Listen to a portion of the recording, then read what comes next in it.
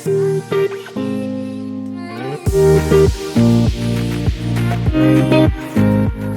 ya. Jadi orang Indonesia punya kreativitas. Jadi kreativitas itu jangan sampai mati yang di bawah. Demikian juga tadi di Sumpah Pemuda ya. Kita dengarkan ada menjunjung bahasa persatuan.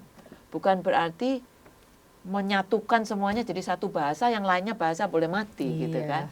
Nah, di dalam buku yang saya peroleh dari Mbak Nana ini ada cerita sebetulnya tentang satu suku budaya, satu suku di Amerika yang sudah hampir sebetulnya tertindas oleh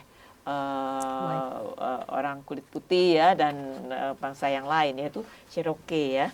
Cherokee ini punya kebudayaan sendiri gitu ya, punya bahasa sendiri. Tapi anak-anak mudanya barangkali yang lahir di situ kemudian sudah pergi kemana-mana, seperti di kita kadang-kadang dari desa pindah ke Jakarta lupa kan bahasa ibunya ya. Nah, betapa kayanya kita nih, kita sebetulnya punya ratusan bahasa, tapi seringkali mati karena tidak menjual. Bahasa itu tidak menjual karena lebih baik bahasa Inggris bisa kerja, karena orientasinya adalah pada pekerjaan ya, mereduksi kekayaan kita sendiri karena orientasi kepentingan kerja, kepentingan teknis, kepentingan birokrasi. Nah, ini diceritakan bagaimana mengembalikan itu dengan mengingat musim-musim di sana itu apa saja, gitu ya.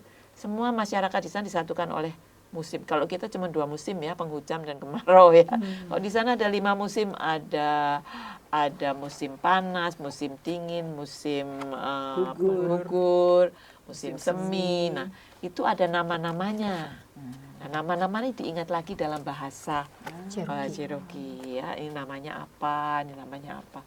Saya kira usaha semacam ini penting juga untuk Indonesia ya. Kita dalam bahasa Indonesia menceritakannya, tapi juga mengingat kembali, merawat kembali apa yang sudah, bukan maksudnya mau menyimpan itu seperti apa ya, sesuatu yang esensial, tapi berbagi ya, membagikannya, membagi suatu kekayaan. Karena itu kita banyak sekali punya kekayaan budaya, tari-tarian, kesenian, nilai-nilai yang bisa kita mutakhirkan dan kita bagikan sebagai kekayaan kita bersama.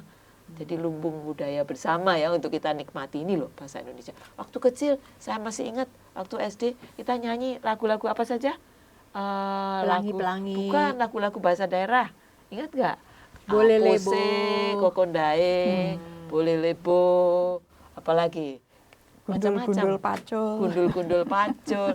Semua lagu dari Nusantara ya, kita ingat dan kita rasakan milik bersama. Barangkali itu salah satu kemungkinan yang kita harus kembangkan. Tadi orientasi sangat praktis, orientasi kultural hilang, bagaimana kita tetap membawa orientasi kultural itu. Nah, sekarang nyambung ke Linda nih, buku apa yang akan dibagikan? Ya, saya senang sekali dapat hadiah buku ini dari Mbak Nana.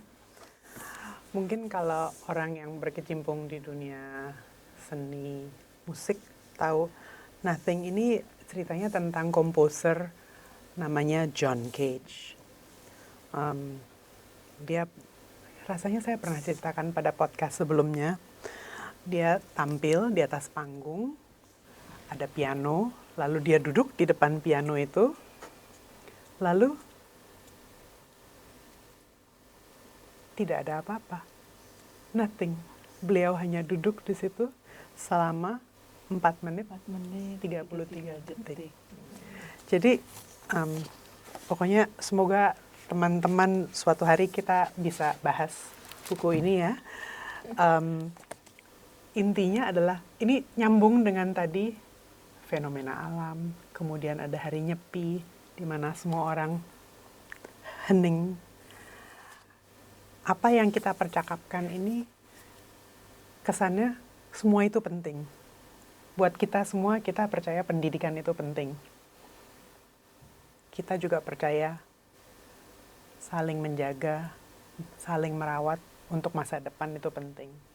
Tapi kita juga perlu mengheningkan diri kembali ke meresapi semua yang tidak ada, merasakan dan melepaskan diri dari hal-hal yang tidak penting